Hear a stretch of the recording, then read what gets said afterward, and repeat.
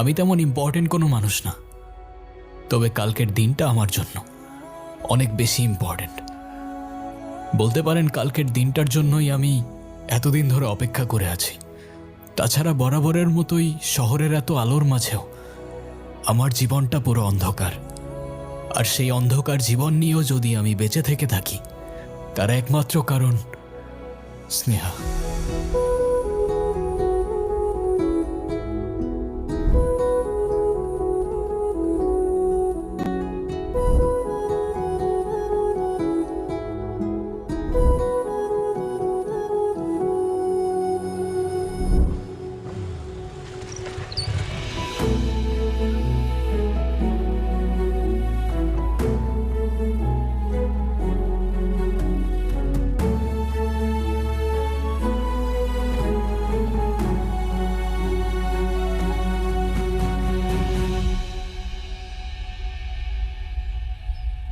কালকের দিনটা আমার জন্য অনেক বেশি ইম্পর্টেন্ট, কারণ ওর জন্মদিন।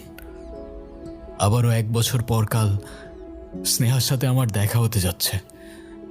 প্রতি বছর এই দিনে আমি এখানে এসে ওর জন্য অপেক্ষা করি।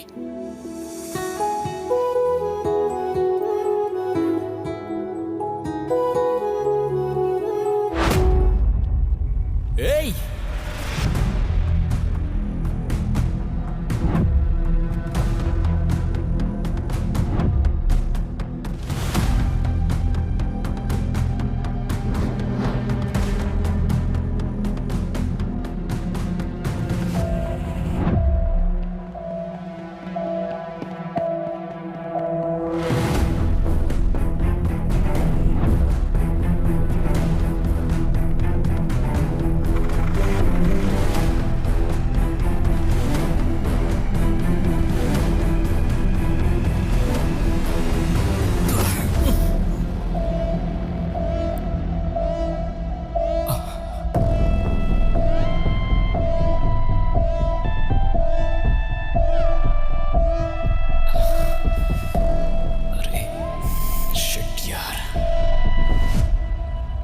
Sir, sorry.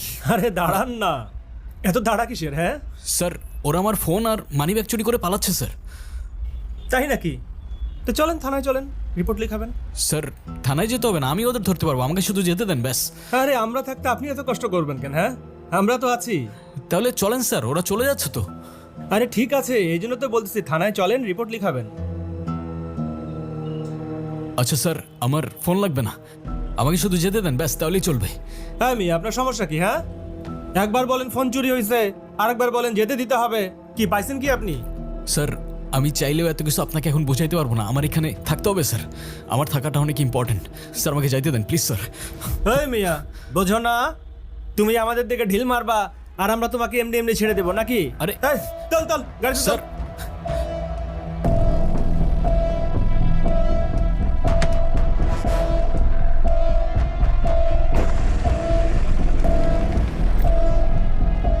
স্যার আমি কিছু করি নাই তো স্যার, আমি তো ইচ্ছা করেও মারি নাই। আরে আজব, আপনারা আমার কেউ কথা কেন শুনতেছেন না? আরে সমস্যা কি? আমি করছি কি? আমার ফল্টটা কি? আমি কি ইচ্ছা করে মারছি? আমাকে হাত করা পড়ে যেতেছে। ভাই আপনি একটু বলেন না, এ কি করতেছে ওনারা? আমার কোনো ফল্ট নাই এখানে, আমাকে কেন হাত করা পড়ে গেছে? চুপ চুপ কর। নাম বল, নাম কি? কি নাম? অনিক। অনেক। বাপের নাম কি?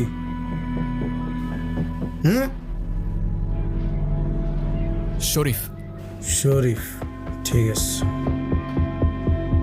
এখন বাপের নাম, দাদার নাম, 14 গোষ্ঠীর নাম বেরোবে।